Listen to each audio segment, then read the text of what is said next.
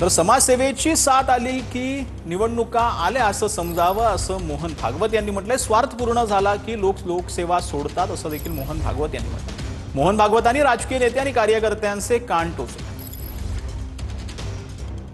पुष्कळ वेळा आपल्याला सेवा करणारे लोक खूप मोठ्या संख्येने एखादी साथ यावी तसे दिसतात तेव्हा आपण समजतो की आसपास निवडणुका आहेत। त्याच्यामुळे सेवेची उबळ पुष्कळांना येते। पण त्याच्यातले किती लोक निवडणुका झाल्यानंतरही निवडून आले तरी शिल्लक राहतात हा प्रश्न आहे।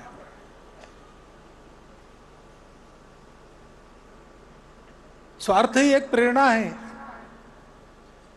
पण त्याच्याने लोकांचं भलंच होईल असं नाही आहे आणि ती टिकाऊ नाही आहे। स्वार्थ पूर्ण झाला की मनुष्य काम सोडून देतो। आजच्या काळामध्ये राजकारणाची व्याख्या जी आहे ती पुन्हा एकदा राजकीय कार्यकर्त्यांना आठवण करून देण्याची आवश्यकता आहे। राजकारण म्हणजे समाजकारण, राष्ट्रकारण आणि विकासकारण।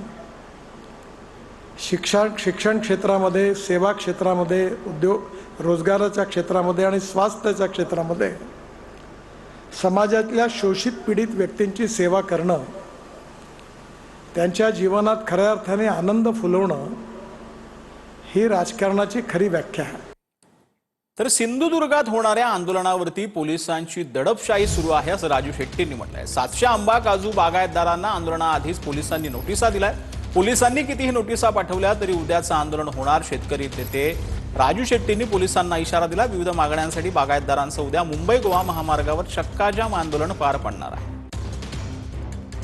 आंबा आणि काजू उत्पादक शेतकऱ्यांच्या प्रश्नावर उद्या 23 मार्चला होणाऱ्या मुंबई गोवा राष्ट्रीय महामार्ग रोको आंदोलनाच्या पार्श्वभूमीवर पोलिसांनी दडपशाही करायला सुरुवात केली आहे। सिंधुदुर्ग जिल्ह्यातल्या वेंगुर्ला असेल, मालवण असेल, देवगड असेल, या सर्व भागातल्या शेतकऱ्यांना उद्या आंदोलनास हजर राहिल्यास कायदेशीर कारवाई करू, काही कायदा आणि सुव्यवस्थेला बाधा आल्यास तुम्हाला जबाबदार धरण्यात येईल, अशा जवळजवळ 700 लोकांना पोलिसांनी नोटिसा पोच केलेल्या आहेत। ही सरळ दडपशाही आहे। किती दडपशाही करा, गुंडागर्दी करा, खाकी वर्दीतल्या गुंडांनी काही हैदोस घातला तरी सुद्धा उद्याचं आंदोलन होणार म्हणजे होणार।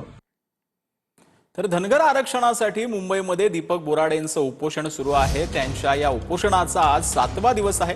धनगर समाजानं उद्या मोठ्या संख्येनं मुंबईत यावं असं आवाहन उपोषणकर्ते दीपक बोराडे यांनी धनगर समाजाला केलंय। शासन आमच्याकडे लक्ष देत नसल्याचा आरोपही बोराडे यांनी केला। जोपर्यंत एसटी आरक्षणाची अंमलबजावणी होत नाही तोपर्यंत मी मुंबई सोडणार नाही आणि जोपर्यंत हा प्रश्न सुटत नाही, मी सांगितलं इथून एकतर धनगरांच्या कल्याणाचा निर्णय होईल, तो निर्णय घेऊन वाजत गाजत नाचत आम्ही मुंबईच्या बाहेर पडू, नाहीतर माझी डेड बॉडी मुंबईच्या बाहेर जाईल। मी माझ्या महाराष्ट्रातल्या धनगरांना एकच आवाहन केलंय आणि आत्ताही तेच करतोय की जे आत्ता गावातून निघालेत त्यांचं अभिनंदन, स्वागत। जे घरी आहे त्यांनी उद्या सकाळी निघा, उद्या संध्याकाळी निघा। जे भाऊ तुमचे पुढे आलेत त्यांच्यासाठी चटणी भाकरी घेऊन या। उद्या प्रश्न सुटला, सगळे नाचत गाजत घरी जाऊ।